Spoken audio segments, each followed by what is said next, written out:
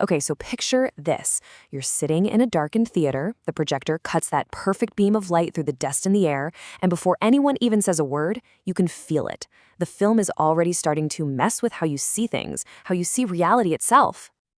And that feeling, it all boils down to this one central tension. You see, film noir isn't just a style, it's a whole way of seeing. It's a genre that completely recalibrates your vision by constantly playing this game with what the light touches, and more importantly, what it leaves buried in the dark.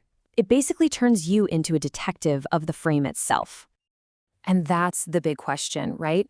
What is actually being revealed in all this darkness?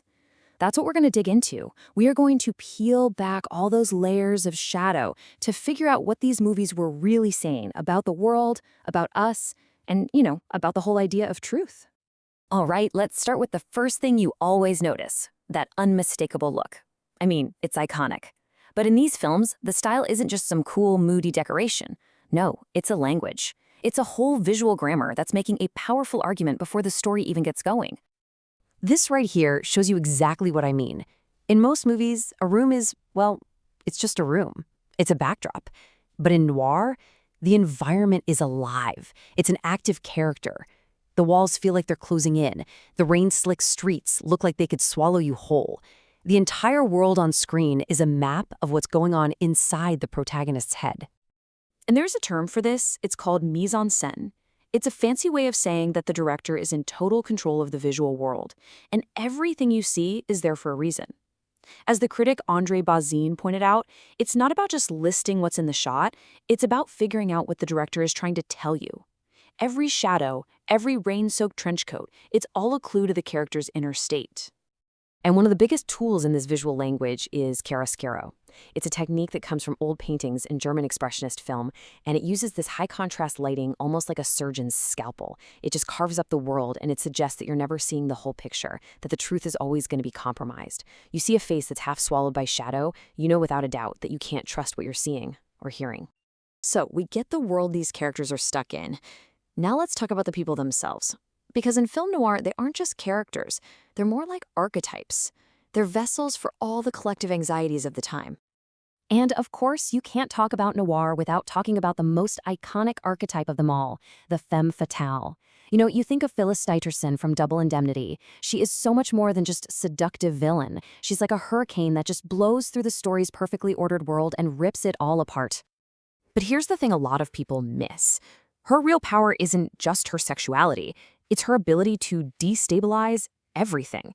She is the walking, talking embodiment of chaos and uncertainty, the very things our hero is desperately trying and failing to control. She basically is the moral and existential collapse of his entire world. And who is her counterpart? Well, it's our doomed protagonist. He's always the guy who walks into the first scene thinking he's the smartest person in the room. He has no idea, absolutely no clue, that the trap was set for him before the movie even started.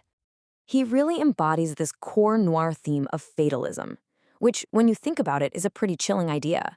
It's the sense that free will is just an illusion, that your story was written long before you showed up. Noir is always whispering in our ear that we're all just characters living inside stories we don't understand, and our choices are just us going through the motions on a path to an end that's already been decided.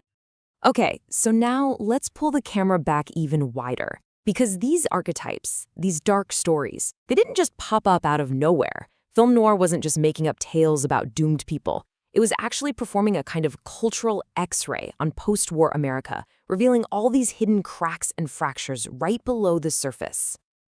And this really shows you the massive disconnect that was going on. The official story of America in the 1940s was all about triumph, prosperity, and getting back to normal. But underneath all that, noir was telling a completely different story. It was showing the trauma soldiers brought back with them, the deep anxiety over shifting gender roles, this profound sense of disorientation. And filmmakers had this incredible toolkit to make all those hidden anxieties totally visible on screen. The low-key lighting wasn't just for mood. It was to show how past trauma was literally bleeding into the present. Those weird, tilted camera angles, they made the world feel like it was literally off balance, unstable.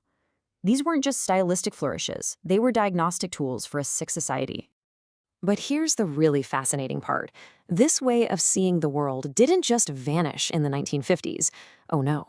As our cultural fears changed, so did noir. A whole new generation of filmmakers picked up that old grammar and adapted it, creating what we now call neo-noir. They're using the exact same tools to diagnose our modern anxieties. I mean, just look at how these films apply the old tricks to brand new problems. Chinatown uses the noir framework to expose deep institutional corruption. Blade Runner uses it to question what it even means to be human. Memento attacks the very idea that we can trust our own memories. This is what proves that noir is way more than just a historical genre. It's a timeless worldview, a way of making sense of a world that feels broken.